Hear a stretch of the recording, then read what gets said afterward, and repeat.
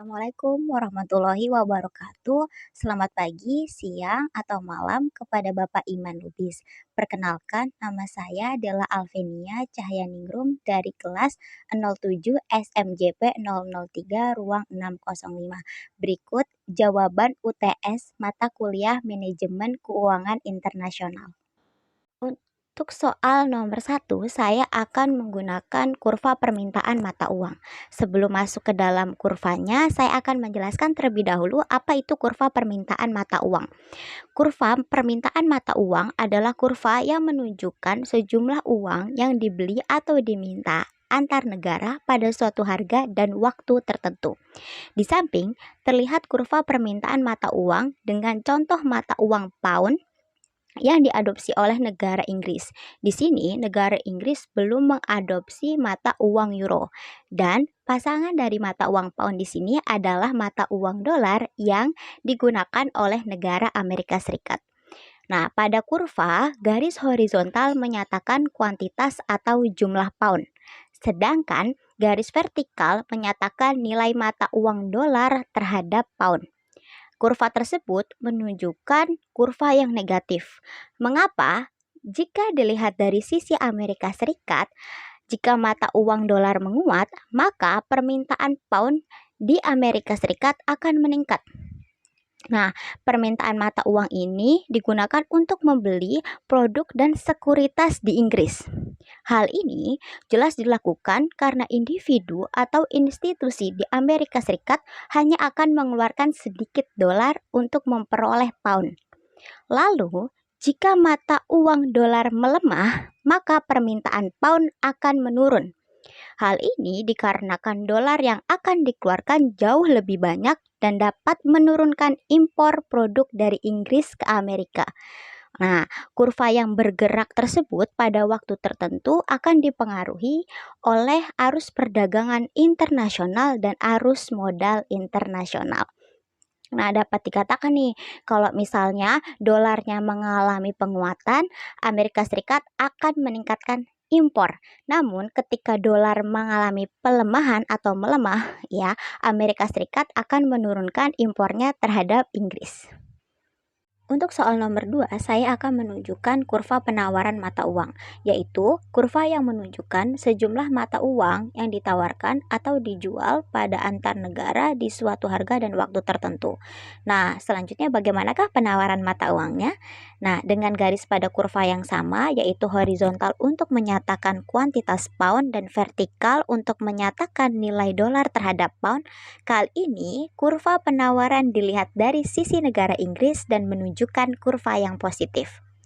Ketika mata uang dolar terhadap pound mengalami penguatan atau menguat yang dikatakan nilai pound rendah, jumlah penawaran atas pound kuantitasnya cenderung sedikit yang akan berwujud pada menurunnya keinginan Inggris untuk memperoleh produk dari Amerika Serikat. Namun, pada saat nilai pound tinggi atau melemahnya nilai dolar terhadap pound, individu atau institusi di Inggris bersedia membayar pound dengan dolar untuk membeli produk atau sekuritas di negara Amerika Serikat. Nah, dengan begitu, pound-pound yang akan disediakan oleh di Bank Inggris lebih besar karena untuk ditukarkan kepada mata uang dolar. Nah, kurva penawaran mata uang pada waktu tertentu ini juga dipengaruhi oleh arus perdagangan internasional dan arus modal internasional. Untuk soal selanjutnya, saya menggunakan kurva equilibrium nilai tukar mata uang. Kurva equilibrium nilai tukar mata uang adalah kurva yang menunjukkan titik pertemuan antara kurva penawaran dan kurva permintaan pada suatu valuta atau mata uang asing antar negara pada waktu tertentu dan harga tertentu. Dilihat dari sisi bank dan investor, kuantitas pound dan mata uang dolar atas pound bertemu pada titik dengan nilai tukar 1,55 dolar. Nah, pada titik 1,55 dolar ini, jumlah pound yang diminta sama dengan jumlah pound yang ditawarkan untuk dijual.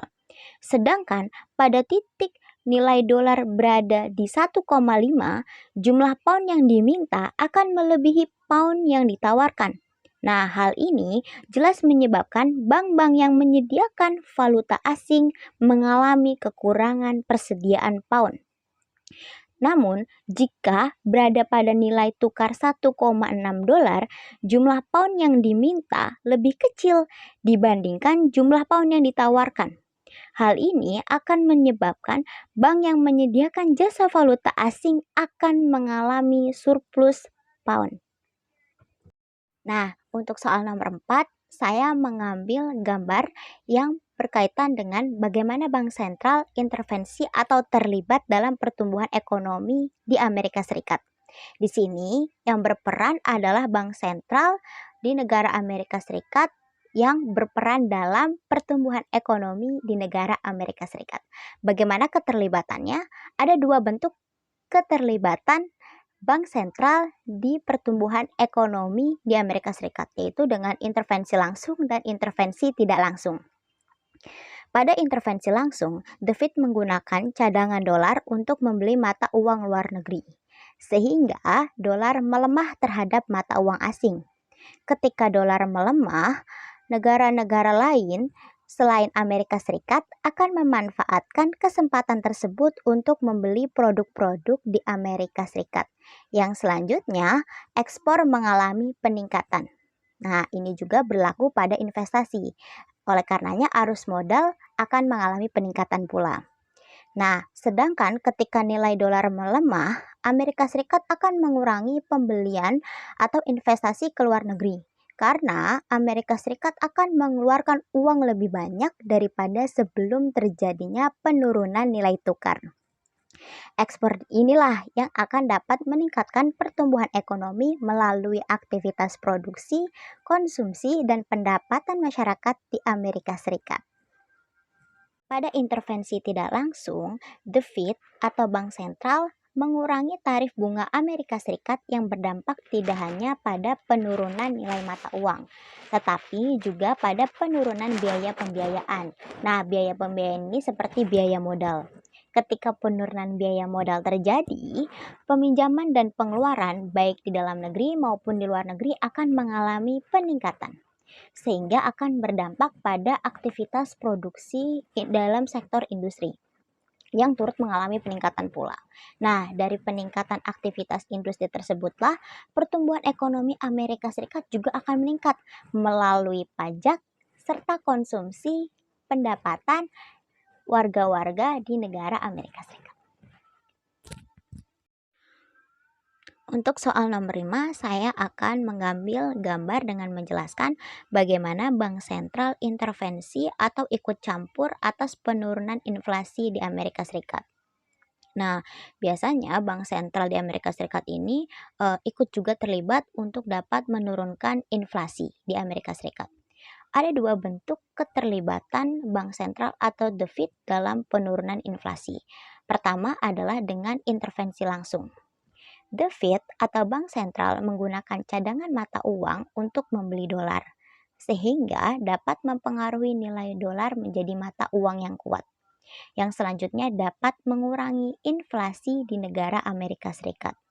Namun, apresiasi nilai tukar akan memberikan dampak harga produk impor menjadi lebih murah dibandingkan harga sebelum terjadinya apresiasi. Hal ini mengakibatkan permintaan terhadap barang impor akan semakin tinggi. Dengan demikian, perusahaan Amerika Serikat akan mempertahankan harga rendah untuk bersaing. Hal ini juga dapat meningkatkan pengangguran di dalam negeri. Pada intervensi tidak langsung, The Fed atau bank sentral akan melakukan peningkatan suku bunga untuk dapat mengurangi inflasi Amerika Serikat, yang tidak hanya dapat meningkatkan nilai dolar, tetapi juga dapat menaikkan biaya pembiayaan. Di sini, biaya pembiayaan meliputi biaya bunga dan biaya lain yang terlibat dalam peminjaman uang untuk membangun atau membeli aset.